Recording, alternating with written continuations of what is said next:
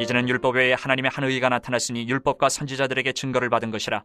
곧 예수 그리스도를 믿음으로 말미암아 모든 믿는 자에게 미치는 하나님의 의니 차별이 없느니라. 모든 사람이 죄를 범하였음에 하나님의 영광에 이르지 못하더니 그리스도 예수 안에 있는 속량으로 말미암아 하나님의 은혜로 값없이 의롭다 하심을 얻은 자 되었느니라.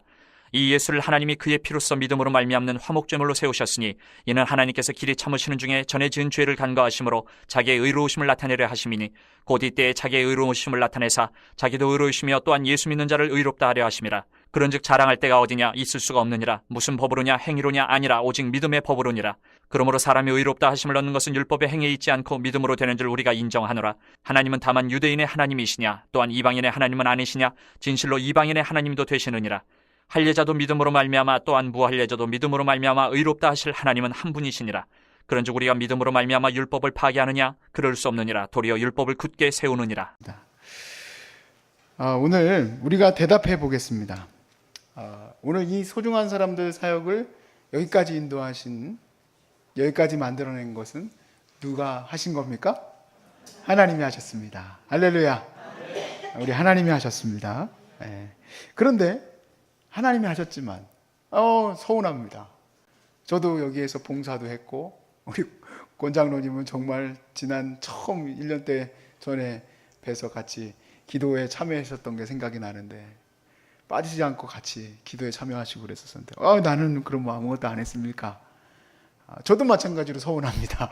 저도 열심히 감독도 하고 뭣도 모르지만 열심히 했습니다. 막 헌신하시는 분들도 많고 여기 헌금도 많이 하시고 심지어 어떤 분은 돌아가실 때 유산을 아들한테 내려주실 거를 이쪽으로 넘기신 분도 계세요.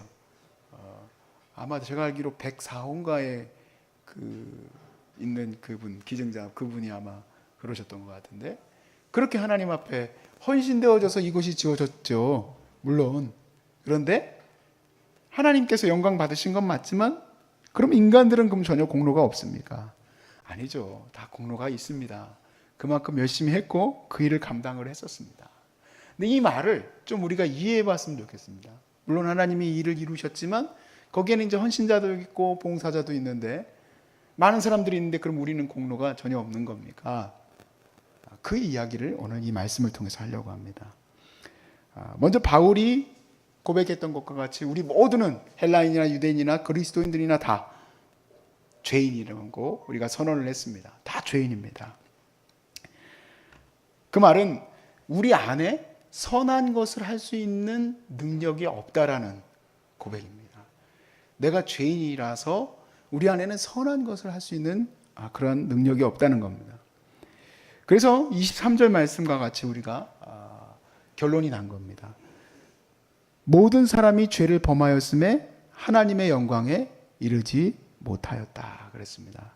업적이 많죠. 오늘날까지 인간이 일어나는 업적이 어마어마하지 않습니까?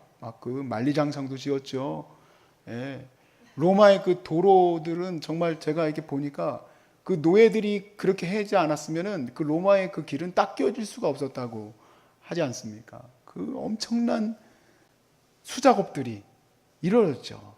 근데 그것이 선한 일이고 선한 목적을 위해서 쓰였음에도 불구하고 그것이 하나님의 영광에 이르지 못합니다. 거기 안에는 수없이 많은 사람들의 죽음과 또 노동 착취와 또 가난과 슬픔과 죄악들이 가득한 결과물이기도 하죠. 물론 대단한 업적이긴 합니다만 그렇습니다. 그러니까 우리가 하나님이 우리에게 주신 이 삶의 이런 어떤 이 모습 자체로는 도저히 하나님의 그 귀한 영광을 드러낼 수가 없어요. 그래서 이 일을 할 수 있도록 우리 각자에게 먼저 하신 작업이 있다. 그것이 무엇이냐면 먼저는 죄를 사해 주시는 작업. 그래서 오늘 이 바로 이어져서 24절 말씀에 그리스도 예수 안에 있는 속량으로 말미암아 하나님의 은혜로 값없이 의롭다 하심을 얻은 자가 되었느니라. 저와 여러분은 이제 죄 사함을 받은 줄로 믿습니다. 우리 하나님이 사람의 생명의 문제를 아주 손쉽게 회복시켜 놓으셨습니다. 인간은 모든 역사를 다 투자하여서도 아직도 인간의 생명을 연장시키지 못하지만 하나님은 영원한 생명을 우리에게 주시는 방법을 제시하셨습니다. 예수 그리스도를 믿으면 우리도 예수님처럼 부활하고 영생을 얻는 줄로 믿습니다. 인간도 해결을 못하고 당연히 못하죠. 근데 죄의 문제는 전혀 해결을 할 수가 없습니다. 죄의 문제를 누가 해결할 수 있겠습니까? 이 죄의 문제는 또 어떻게 해결됐습니까? 예수님이 속량하심으로 내 죄를 대신 갚아주셨어요. 그래서 우리가 죄사함을 얻었습니다. 그래서 바울은 하나님의 방법으로 우리가 의롭게 되었다. 하나님의 방법으로 의롭게 되었어요. 하나님의 방법과 하나님의 생각대로 그렇게 되었습니다. 그래서 어떤 상태가 되었는가? 우리는 죄가 없어진 상태가 되었습니다. 죄를 깨끗이 씻김받은 상태가 되었지만 여전히 죄를 지을 수밖에 없어요. 그런데 하나님이 우리를 그대로 내버려 두신 것이 아니라 하나님이 주신 이 믿음으로 우리가 의롭다함을 얻은 것처럼 이제 살아갈 때 이제 스타트하게 된 겁니다. 그리고 다음 스텝으로 나아가는 것도 믿음으로 나아가면 하나님의 의가 거기서 나타나고 하나님의 영광의 역사가 거기서 이루어지는 것입니다. 하나님이 그것을 이루어 가시는 거예요. 그래서 사도 바울이 오늘 본문의 마지막에 31절에 그런즉 우리가 믿음으로 말미암아 율법을 파괴하느냐 그럴 수 없느니라 도리어 율법을 굳게 세우느니라는 결론을 냈죠. 맞는 말입니다. 하나님을 사랑하는 그 거룩한 하나님의 사랑의 말씀과 또 이웃을 사랑하는 그 이웃 사랑의 말씀이 어떻게 나 같은 죄인에게서 이루어질 수 있는가? 하나님의 선한 뜻을 쫓아갈 때에 그 믿음 따라 나아갈 때에 저희 안에서 그 율법이 완성되어지는 줄로 믿습니다. 그렇기 때문에 우리가 먼저 해야 될 게 있습니다. 바로 뭐냐면 먼저 자기 부인입니다. 많이 들어보셨죠? 선교 그런 어떤 대모임이라든지 선교 대회라든지 이런 데 가보면 주요 주제가 주로 자기 부인. 어떻게 해야 하나님의 일, 선교 대회에서 이 일이 많이 설교 주제가 나오는 이유를 제가 오늘 아침에 준비하면서 느끼게 됐어요. 그렇구나. 하나님의 그 거대한 역사를 이룰 때에 사실 존경받을 만한 일이잖아요. 그 일이. 아프리카로 간다. 굉장히 존경받을 만한 일이잖아요.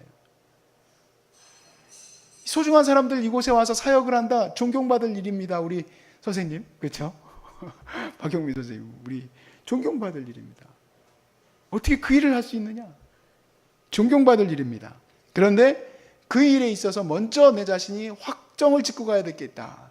그게 뭐냐면 자기 부인이다. 나는 선한 일을 이룰 수 있는 능력이 없다. 내가 예수 그리스도로 인하여 죄사함을 입었으나 나는 오늘도 하나님의 선한 뜻을 이룰 수 있는 힘과 능력이 없다. 그 부인이 우리 안에서 회복될 수 있기를 바랍니다. 그렇게 되면 하나님이 오늘도 하나님의 뜻을 이루실 것을 우리가 믿고 그 거대한 하나님의 사역을 이뤄갈 수 있습니다. 생각을 해보면 토마스 선교사님이 처음 우리 조선 땅을 밟을 때에 자기의 생각과 판단으로 생각을 했다면 도저히 여기 올 수가 없었을 것 같아요. 그 루트도 그렇고 본래가 자기는 중국 선교하려고 했었고 나아가서 인도까지 가려고 했었겠죠. 대부분 선교하시려고 했던 그때 당시의 분들이 조선 땅을 생각했겠습니까? 이 작은 땅을. 그런데 하나님이 여러 사람들을 만나게 하시고 이끌어 가시는 과정 가운데 그 젊은 선교사가 오직 하나님께 길을 맡기니까 결국 발도 여기 이 땅에 발을 딛자마자 죽었지만 그분의 그 선교의 열정이 우리 한국 땅의 복음의 전파에 씨앗이 되지 않았겠습니까? 그러니까 결국엔 토마스 선교사님이 순교까지 하시고 대단한 정말 하나님 앞에서 자랑할 만한 분이시지만 우리는 누구를 찬양하게 되는가? 토마스 선교사를 여기다가 우상으로 세워놓고 찬양하는 게 아니라 그 일을 이루신 하나님을 찬양하게 되는 줄로 믿습니다. 왜냐하면 그분의 계획이 계속 틀어진 것이 그분 관련된 글을 보면은 나와요. 계속 일이 틀어져요. 결국엔 일이 틀어져서 온 곳이 조선이에요. 온 곳이 조선이에요. 내가 나 자신을 부인하고 오늘 하루를 어떻게 살아갈 것인가. 제가 이런 말씀을 드리면 어떻게 생각하시는지 모르겠지만 사실은 작은 부분 하나하나까지도 하나님 앞에 기도하며 나가면은 그 뜻이 이루어지는 줄로 믿습니다. 그리고 믿음으로 구하면 돼요. 사실 저희 아내하고 제가 결혼할 때 제가 그 금식을 3일을 했었어요. 저희들이 이제 만남을 갖고 조금 이제 마음이 생긴 거가 느껴졌을 때쯤에 보통 어떻게 해야 됩니까? 이제 막 선물 공세도 하고 저같이 눈치 조진 사람도 잘 만나 주십시오. 그렇게 해가지고 해야 되는데, 야, 이 인간은 좀 이상한 인간이에요. 잠깐만 기다려봐라. 연락하지 마라. 3일 동안 연락하지 마라. 딱 하고 하나님 앞에 금식하며 기도했어요. 내가 뭐라고 그럴 거 아닙니까? 생각해 봤을 때 이성희 목사, 네가 잘 생각해 봐. 박선인 사모하고 비교해 보면 네가 잠깐만 기다려 봐라. 내가 금식해 보고 결정할게 할 지금 네가 그런 지금 사람이냐? 외모로 봤을 때 그렇게 생각하실 수 있었겠죠. 근데 진짜 주님이 결혼 문제도 그렇고 또 내가 기숙사에서 사람을 만나는 일을 위해서도 그렇고 또 그리고 내가 목회지를 선택해서 가야 될 곳도 그렇고 하나님 앞에 기도하며 준비하는 것들은 거기에서 굉장히 힘든 일도 있고 어려운 일도 있겠지만 넉넉히 이기며 갈 수가 있더라고요. 왜냐하면 이 일이 하나님이 허락해서 가시는 것에 대한 내 확신이 있기 때문에 이런 생각이 들 거예요. 그러면 하나님이 나에게 확신을 주셔야지 갈 것 아닙니까? 솔직히 얘기하면 확신이 없습니다. 3일 금식했다고 해가지고 제 아내에 대한 제가 확신이 있었는가? 그것도 아니고 제가 기숙사에 있는 저기 신대원 갈 때 저희가 4명 기숙사 동료들을 만나거든요. 그거 저는 그냥 가면 되는 줄 알았더니 아버님이 어느 날 불러서 그러는 거예요. 이전도사, 너 저기 앞으로 평생 동역자들 만날 건데 기도했냐 안 했냐 그러더라고요. 저 기도 안 했는데요. 이 친구 봐라, 빨리 기도하라고. 그래서 제가 그 다음부터 동료들을 위해서 기도했어요. 그 다음부터는 이제 알게 된 거예요. 조금씩 그걸 느끼게 됐어요. 무엇을 느끼게 됐냐면 첫 번째로는 내 안에는 하나님의 뜻을 따를 수 있는 은혜가 없이는 갈 수가 없구나. 매 순간이. 그리고 두 번째는 기도하고 나아가면 그 길 자체가 하나님의 뜻대로 나아가는 길이다. 그 길대로. 막 무슨 하나님의 어떻게 할까요? 오른쪽으로 가라고요? 알겠습니다. 그게 아니라는 얘기예요. 내게 주신 삶을 은혜로 다 받으시길 바랍니다. 네, 그렇게 나아가는 거예요. 내가 미국으로 가든 내가 한국으로 돌아오든 내가 중국으로 가든 하나님의 은혜 안에 있으면 어딜 가나 다 축복의 길입니다. 근데 중요한 것은 그 축복의 길이 내가 생각한 것처럼 막 그냥 대단한 꽃길로만 가는 것이냐? 그렇지는 않습니다. 토마스 선교사님처럼 그냥 목이 달아나는 일도 있을 수도 있고 힘겹고 어려운 일이 있을 수 있지만 분명한 것은 뭡니까? 내 아버지께 기도한 것 아닙니까? 아무 힘도 없고 능력도 없는 내가 아버지께 기도한 거잖아요. 주님, 내가 이곳으로 가오리까? 주님이 별 대답은 없으셨지만 아버지 가기를 원합니다. 주님 보실 때 내가 이 삶이 주님이 원하시는 삶이 분명합니다. 그래서 제가 소중한 사람들로 가야 되겠다라는 생각을 결정하는데 그렇게 오래 걸리지 않았어요. 아내를 위해서는 3일 금식을 했지만 여기 오기 위해서 기도한 것은 한 이틀 정도 기도하고 나니까 확신이 있었어요. 아주 낮아져야 되는구나. 그럼 이거보다 더 주님이 원하시는 게 어디겠는가. 와가지고 실망하고 하나님 내가 언제 공사 내가 한다고 했어요. 하나님 다 정해놓고 하신다고 그러지 않으셨어요? 그렇게 하네요. 공사하는 것도 주님의 은혜구나. 주님이 배우라고 하는 거구나. 음식 준비 하나님 영양사 보내주셔가지고 알아서 다 메뉴 정해주셔가지고 해야지. 내가 목사가 말씀만 전해야지. 이거 뭐예요? 힘들어요. 하지 않아요. 기도하고 왔기 때문에 주님이 또 음식도 공부하라는 거구나. 열심히 공부하고. 하나님 알겠습니다. 살아가면서 사실은 많은 부분을 우리는 놓치는 게 많아요. 하나님이 내게 주시는 이 모든 삶이 다 은혜라는 것을 놓치고 산다 이 얘기예요. 여러분에게 주신 가정도 하나님이 주신 축복이고 소중한 사람들도 여러분에게 주신 축복이에요. 여러분 이거 정말 큰 축복인데 이걸 축복으로 못 느끼시면 정말 마음이 아픕니다. 여러분에게 주시는 이 모든 시간들이 은혜로 느껴지는 것은 바로 나가 부인이 되어질 때입니다. 내가 부인이 안 되어지면 모든 것이 불만과 원망과 절망밖에 없는 겁니다. 왜? 나는 소망이 없는 거거든요. 내가 비워져야지 소망이 있죠. 내가 가득하니까 소망이 없죠. 꽃길로 가보세요. 100평짜리 집에서 살아보세요. 거기 희망 있고 소망이 있는가? 아무 소망도 없습니다. 하나님의 뜻이 어디 있을까? 아무리 찾아보세요. 하나님은 늘 우리와 함께 하신다고 하셨는데 하나님을 여러분이 언제 경험하실 수 있겠습니까? 바울은 선언했습니다. 믿음으로 말미암는 사람은 율법을 완성하느니라. 여러분의 삶의 기도와 또 그 기도를 통해서 하나님의 선한 뜻들이 매일 이루어질 겁니다. 기뻐하십시오. 예수 믿은 이후로는 기뻐하십시오. 늘 주님이 동행하는 길이며 여러분이 기도할 때마다 주님이 그 든든한 길, 믿음의 길, 소망의 길로 인도해 가실 겁니다. 그것을 느끼지 못하신 이유는 내가 부인되어지지 않기 때문에 그렇습니다.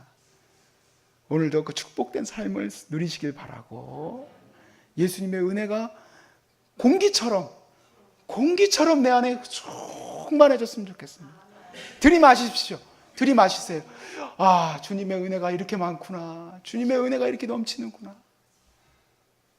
세상에 건강한 사람도 그걸 안 느끼고 산다는 건 진짜 끔찍한 일입니다. 여기 계시는 환우들이 그걸 느낀다면 몸이 그렇게 건강한데 맨날 불평하고 원망하고 산다. 그 사람 큰일 날 사람이에요. 소화가 안 돼서 밤새도록 끙끙 앓고 그걸 안다면 감히 우리가 주님 앞에서 은혜 못 받았다라고 얘기 못 합니다. 여러분, 오늘도 저와 여러분은 은혜 가운데 살아갑니다. 할렐루야. 제가 로마서를 시작하고 느끼는 전체적인 제 마음은 사랑이에요. 하나님의 어마어마한 사랑. 그 사랑을 여러분 로마서를 할 때 많이 느끼실 수 있기를 주의 이름으로 축복합니다.